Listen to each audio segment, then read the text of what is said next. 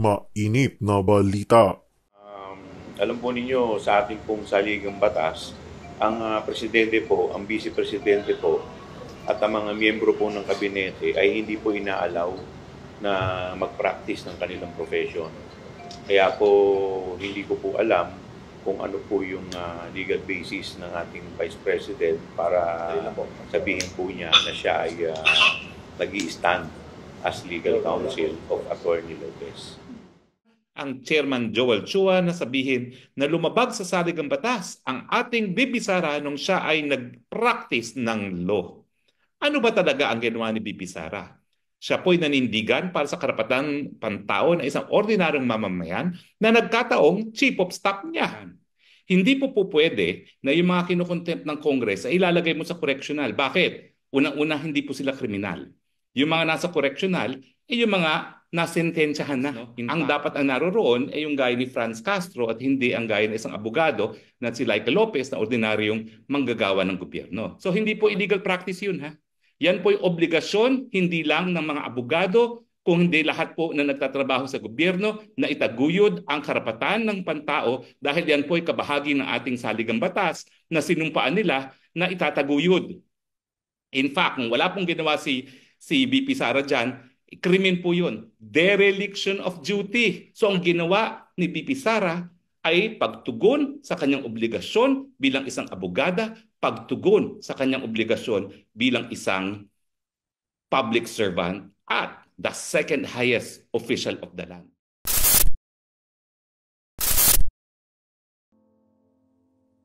Magandang Sabado sa inyong lahat, ha. Nako, napakaganda po ng gising ng lahat ng Pilipino dahil nagsalita na po ang ating Vice President at malinaw na po ang kanyang panawagan. Kinakailangan magkaroon ng pagbabago na dahil mapang-api na po masyado itong administrasyon ni Marcos Jr.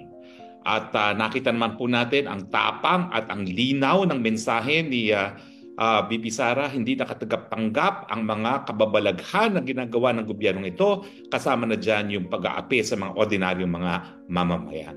Pero siyempre, anong ginawa nila sa Kongreso? Abay, nako, alas 8 na umaga, con todo press conference at siyempre ang sisipag ng House Beat reporters dahil lahat sila ay naroroon para pakinggan ang Chairman Joel Chua na sabihin na lumabag sa saligang batas ang ating VP Sara nung siya ay nag-practice ng law.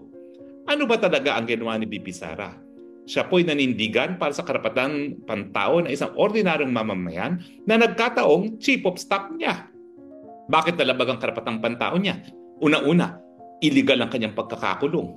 Yung kanyang pagkakakulong for contempt ay parusa dahil siya ay sumulat sa COA doon sa kanyang paniniwala na habang hindi pa pinal ang naging findings ng COA, hindi dapat isa publiko kung ano man yung finding na yon.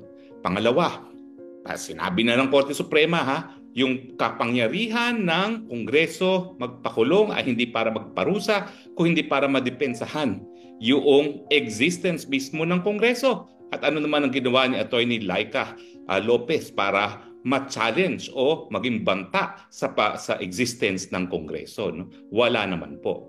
Pero hindi lang po yan yung talagang paglabag sa kanyang karapatan. Totoo naman po na siya ay nadetena, siya ay nag-file ng motion for reconsideration, pero ang order ay malinaw na dapat siya ikulong dyan sa House of Representatives Detention Center. Pero hating gabi, ay parang magnanakaw sa gabi, ay talagang lumabas ang order na ililipat siya sa correctional.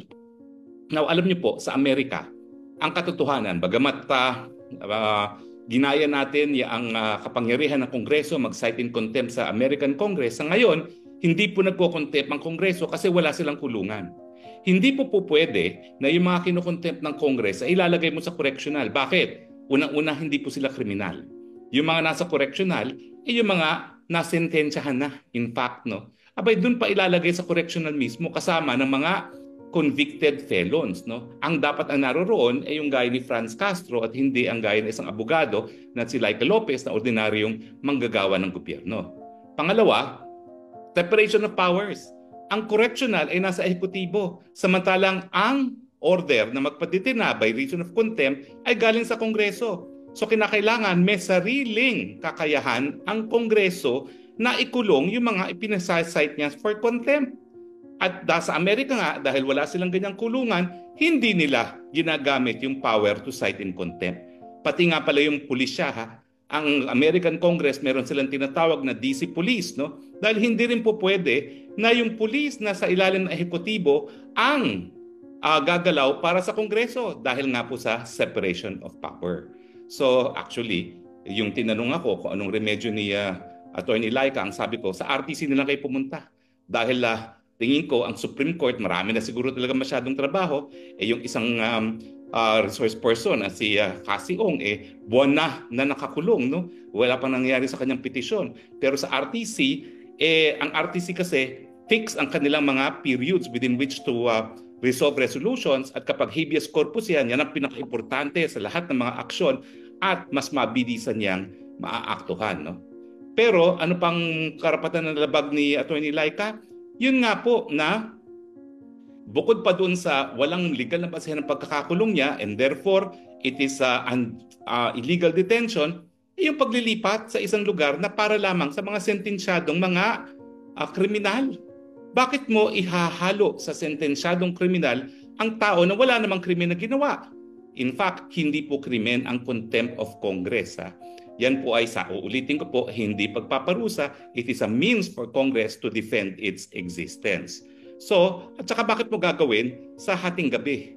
Alam mo, doon sa kwarto ko saan nakulong si Atty. Laika, doon din ata ako nakulong. At gaya ni Atty. Laika, talagang nagkaroon ako ng banta sa buhay ko dahil katabi ko naman yung dalawang self-confessed killers na nagtestigo labang kay dating Presidente Duterte. So gaya ni Atty. Laika, binalandra ko rin yung aking kama dahil nga yung lock sa kwarto ay nasa labas, hindi nasa loob, no? Pero alam ko yung naramdaman nila. Kaya ako, kalalaki ko pang tao, napakalaki ko pa, nagkaroon na ako ng ganung feeling na insecure ka sa iyong buhay, lalong-lalo na si Atty. Laika. So, illegal practice of law bang ginawa ni Inday Sara Duterte? Naku po, as a lawyer, as a public servant, gumawa po ng panunumpa ang ating VP na itataguyod ang ating saligang batas. At kabahagi ng saligang batas, yung Bill of Rights ng mga mamamayan. Yung due process na hindi ka po pwede ipagkait ang kalayaan na hindi ka nadidinig. Pero yun nga pong nangyari kay Atty. Laika. Alam mo, malinaw na po ang sinasabi ng Korte Suprema na maski merong kapangyarihan nga na mag-cite in contempt sa kaso ng Bengzon, sa kaso ng Neri, sa kaso ng Lincoln Ong, na kinakailangan naman, kung sa tingin nila ay contemptuous, dapat pakinggan yung testigo o yung resource person bago makontempt.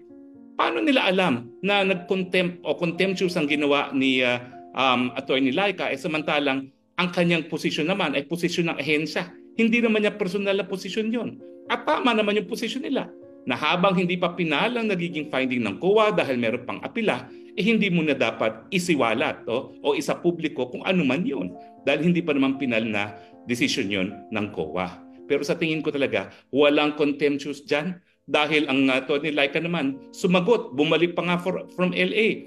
Ang pagkakamali niyan, kung ako'y nakausap ko si Atty. Laika, sasabihin ko, naku, huwag ka nang umasa ng fairness dyan. Kaya nga ako hindi na humarap dyan. Dahil talagang mailap na po, imposible magkaroon ng fairness sa ganyang proceeding na alam natin na ang kanilang pakay ay durugin ang mga Dutertes at ang kanilang mga alyado. So hindi po illegal practice yun, ha? Yan po yung obligasyon, hindi lang ng mga abogado, kung hindi lahat po na nagtatrabaho sa gobyerno na itaguyod ang karapatan ng pantao dahil yan po ay kabahagi ng ating saligang batas na sinumpaan nila na itataguyod. In fact, kung wala pong ginawa si BP Sara dyan, krimen po yun. Dereliction of duty. At baka siya ay makontempt pa bilang, hindi lang contempt, baka madisbar pa bilang isang abogado. Dahil pinayagan niyang malabag sa kanyang nakikita, siya isang testigo in her person, nakikita niya, may personal knowledge siya na linalabag ang karapatang pantao at wala siyang ginawa. Alam nyo, nung ako'y nagtuturo, sinasabi ko, bukod pa doon sa obligasyon ng mga abogadong itaguyod ang karapatang pantao, meron tayong tinatawag na natural advocacy. Natural advocacy, ibig sabihin, talagang hindi ka dapat mag-abogado kung hindi mo itataguyod ang karapatang pantao dahil in the first place, yung mga batas, lahat yan, binuo para protektahan ang karapatan ng mga mamamayan. Para kay patay nagkaroon ng batas kung hindi para sa kabutihan ng tao. Kaya kung lalabagin mo yung interes ng tao, at ikaw ay walang gagawin, huwag ka nang mag-abogado. So ang ginawa ni VP Sara ay pagtugon sa kanyang obligasyon bilang isang abogada, pagtugon sa kanyang obligasyon bilang isang public servant at the second highest official of the land. Ano na lang mensaheng pararating natin sa taong bayan kung ipipikit ang mata at magbibingihan ang second highest official of the land habang linalapastangan ang karapatang pantao ng isang ordinaryong mamamayan? Nandoon na tayo na kaibigan niya at kanyang chief of staff, pero bago siya naging kaibigan at naging chief of staff, siya po'y isang ordinaryong mamamayan ng bayan natin. So hindi po yan paparusahan.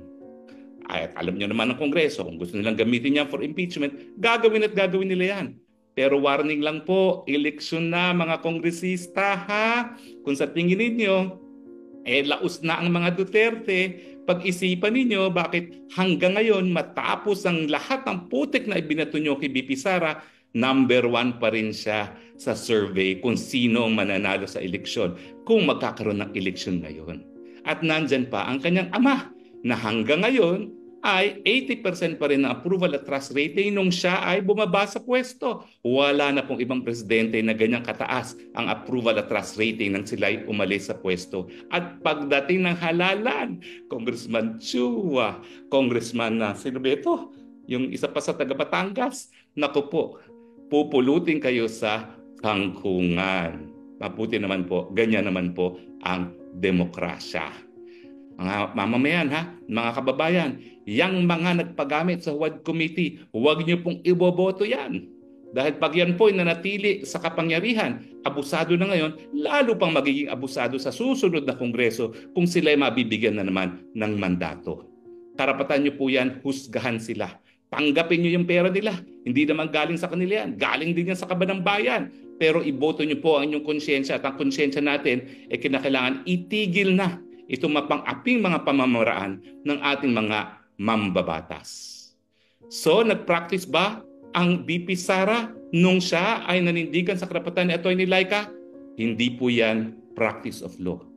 Yan po ay pagtugon sa obligasyon ng isang abogado at ng isang public servant. Full stop.